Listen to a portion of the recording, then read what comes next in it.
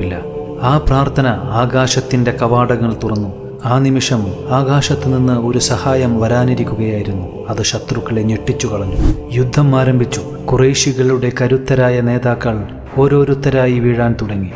മുസ്ലിങ്ങളുടെ പോരാട്ട വീര്യം കണ്ട് ശത്രുക്കൾ വിറച്ചുപോയി.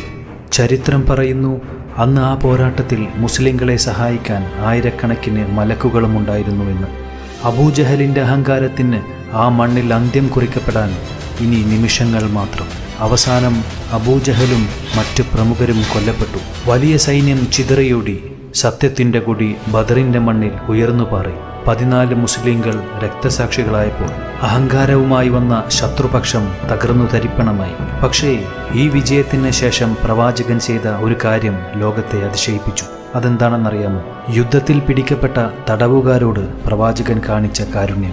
അക്ഷരമറിയുന്ന തടവുകാർ 10 മുസ്ലിം കുട്ടികളെ പഠിപ്പിച്ചാൽ അവർക്ക് മോചനം നൽകാം.